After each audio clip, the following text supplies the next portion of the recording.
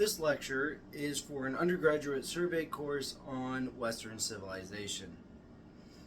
Welcome back, class. This week's reading was primarily focused on the Roman Republic and the Roman Empire, spanning kind of the late before Christ era to 200 AD roughly. And I really wanted to revisit something that your textbook only briefly really addressed, which was the Roman kings. So that is what today's lecture is going to be about, because I think that the Roman kings kind of raised some very interesting historical questions, primarily about the historical method, but also about what we can learn about the Romans through their story of the kings. Now, the vast majority of our understanding in the story of the Roman kings, there's 7 of them, come from Livy, who is a Roman historian who lived around the time of Julius Caesar and Augustus Caesar, which would have popped up in your textbook reading this week, ideally. And so he was more of a witness of the fall of the Roman Republic, not really the rise of the Roman Republic. So that makes him, for the story of the Roman kings at least, a secondary source, not a primary source. He's not an eyewitness. So something to keep in mind as we go through this. But he is the principal transmitter of these tales, is where we get a lot of the story from. Not exclusively, but for the most part, it comes from Livy. So who are the first kings of Rome, at least according to Livy? Well, the first 2 kings, or technically, and put an asterisk next to that, we'll get back to it here in a second, are Romulus and Remus. A little backstory here on both of these 2 kings. They are descendants of Ananias, who was a Trojan who fled Troy after his collapse. He settled in Italy and established a small little kingdom there. And his descendants and the grandfather of both Romulus and Remus will get in a dynastic dispute, which will end up resulting in their mother being turned into a Vestal virgin, which should automatically bring up the question, how does she have 2 sons? And according to Livy, that is because the god of war, Mars, intervened and became their father. And when their birth was discovered by the king, who had been attempting to stamp out his brother's bloodline, discovered their birth, he had ordered them murdered. A Roman soldier, or not a Roman soldier in this case, but the soldier tasked with the deed felt uncomfortable by it, so he put the 2 boys in a basket and floated them down the Tiber River. Well, they'll get found by a she-wolf who will first nurse them before they'll be raised by a shepherd. Eventually, they learn of their ancestry. Doesn't take too long, and they will help their grandfather Numenor be restored to the throne, his own throne, and he'll grant the 2 boys some land of their own, create their own city. And it doesn't take too long before Romulus and Remus fall into a feud, and Romulus murders his brother Remus. What an interesting dispute with your sibling, and an interesting way for it to end. But ultimately, it leads to Romulus establishing Rome rather than whatever Remus would have called it. Regardless, he does far more than just simply establish Rome, and Romulus kind of starts the pattern for other future kings. He establishes the Senate, which you should have read a lot about this week. Represents that aristocratic authority inside of Rome. He establishes the assembly, which allowed all of the young men of Rome to participate, including the elites. He opens the city to anybody. It's a city of second chances. For those living in Italy, they can come and live in Rome, regardless of whatever they've done in their past. And he spends much of his reign fighting wars. That's going to become a theme with most of these kings. He will mysteriously die during a meeting, or maybe not die, but he'll be meeting with the Senate one day, and there's 2 stories that Livy gives us. Either he ascends into the heavens in a cloud, or the Senate murdered him. One of the 2. Regardless, he is a very important foundational figure in Livy's retelling of things, and he kind of starts establishing a lot of the foundational aspects to Rome, and he establishes the pattern for future kings. 6 more kings are going to come after Romulus.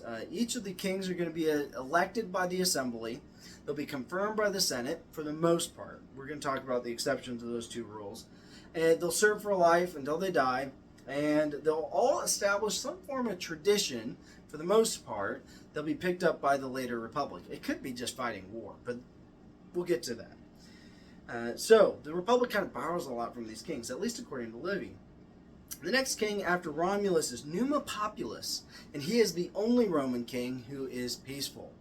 He makes the decision pretty early on in his reign that Rome cannot function if it only ever knows war. It needs to know what peace is like, what law and order is like at home, and what religious observance is. Kind of balance things out for a little bit. So he creates a 12-month calendar so people know when the religious holidays are.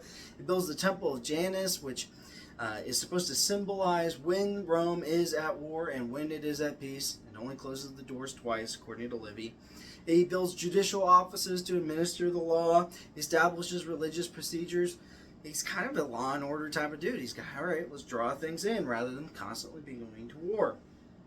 So Rome, in Romulus's view, needed war to continue to expand and prosper. And in Numia, he kind of establishes a law and order route. When Numia dies, he's replaced with the king Tullius Hostilius, and he wants to go back to war. Now, he's different than Romulus.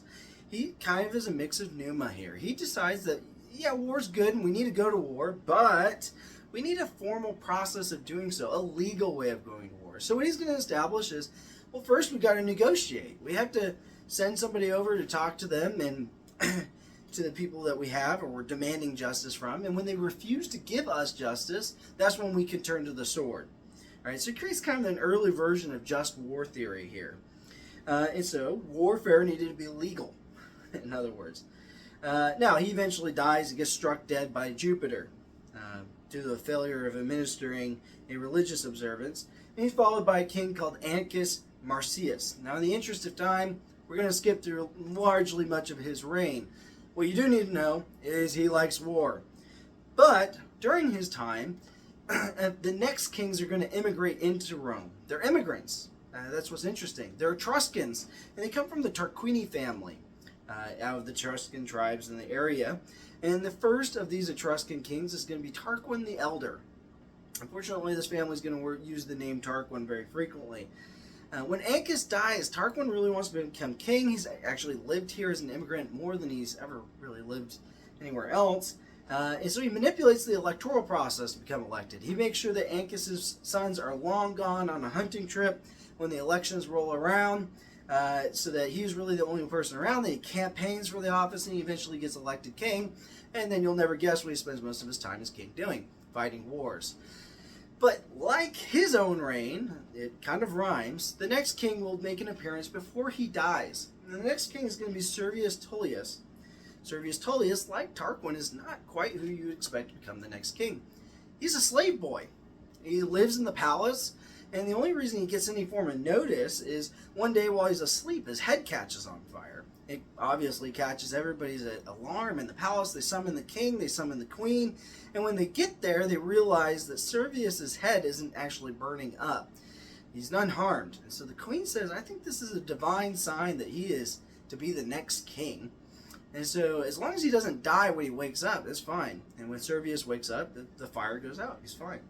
And so the Tarquins take him under their wing. They raise him as one of their own sons. They marry him to his daughters. And he is set up becoming the next king. But there's that election process. And for Tarquin the Elder, he made a lot of enemies, primarily with Ancus's sons, by cutting them out of the electoral process. And so they plot his murder. And they're nearly successful. They pretty much kill Tarquin. They ambush him after coming and meeting him to want to petition him about some form of issue, and they'll eventually be torn apart by a crowd. That's not the point, though. For these two men who had ambushed him, and for the damage they'd done, Tarquin is going to die. And his wife decides that Servius should tell the public that he's serving as his regent until he gets better, and they'll announce his death later on down the road, once there's no chance that really nobody will dispute that he really should be the next king. So in other words, they bypass the voting process for the next king. And it works. The public really likes Servius, and so it's not too much of an issue. Servius's time is an immense amount of growth. He does do a lot of war. He'll bring in the Roman census. He'll organize the Roman society by wealth, which becomes an immense theme in Roman history. He keeps the poor, unlanded people out of the military. And anybody with property has different obligations, military obligations, and has maybe the more wealth you have, the more voting rights you have in the system. Now, eventually, like the previous king, Tarquin the Elder, Servius has his enemies, and in this case, it is the sons of Tarquin the Elder. They are jealous that he became king without really the voting process as well. So again, by circumventing that process, this can cause some issues here. Well, one of the sons is named Tarquin. Again, somewhat confusing. And he begins plotting with his wife and Servius' daughter to usurp him. And eventually he's going to stage a coup. He's going to go to the Senate, sit in the king's throne, and demand an election. He's going to basically say Servius was never elected, which is a true statement, and that we ought to hold an election right here, right now. When Servius hears of this, he rushes to the Senate to try to prevent Tarquin from doing this, and it results in a confrontation between the two men that ultimately ends in the death of Servius and Tarquin becoming king without an election, ironically enough. Now, Tarquin the Proud, as he will be known, is very different than either of the previous kings before him. He never consults the Senate. He has no care at all what the Senate has to say.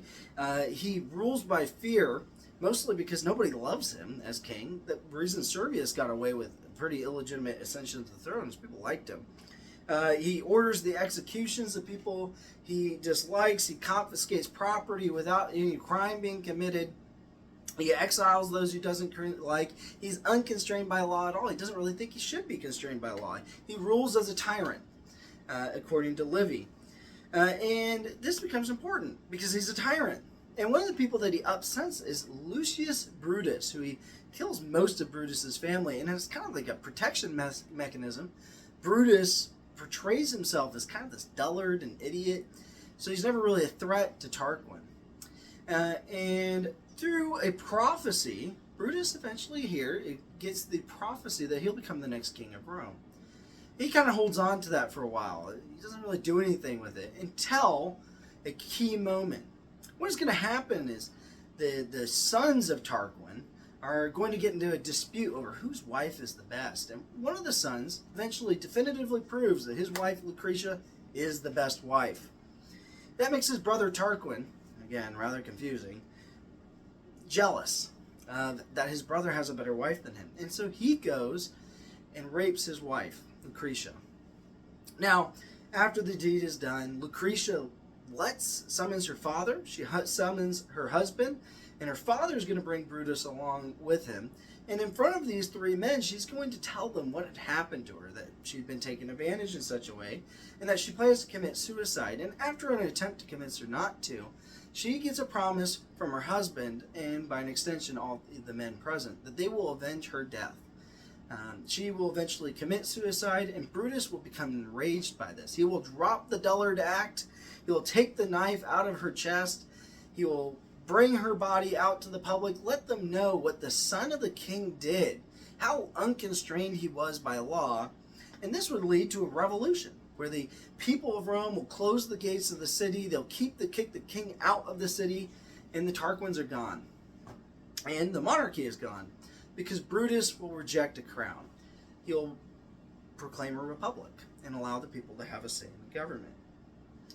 And that's the end of the kings of Rome and the establishment of the Roman Republic.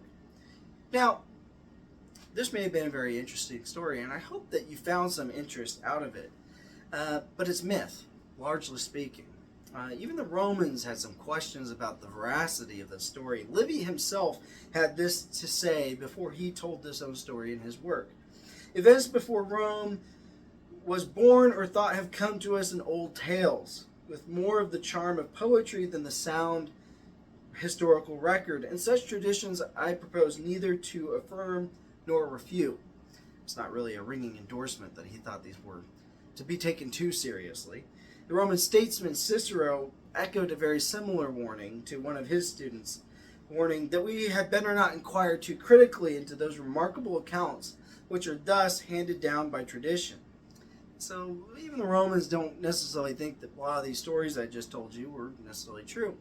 In your own textbooks, Spielvogel largely sidelines the kings. He mentions them. He tells you in the book that they're myth, and I'm not disputing that this isn't maybe wise, and then he kind of moves on from there. He doesn't tell you the story of Brutus. He doesn't tell you much of any of these, and probably because it's not true. Why spend time on something that isn't necessarily true? But the Roman historian Mary Bird, in her book, SPQR, A History of Ancient Rome, she argues that these stories are actually really important in us to understand the Romans. For her, the kings might be mythical, they are, and probably in some way are mythical, maybe there's some truth to them, but largely mythical. But they reveal something about what Romans were worried about in their society, especially Livy.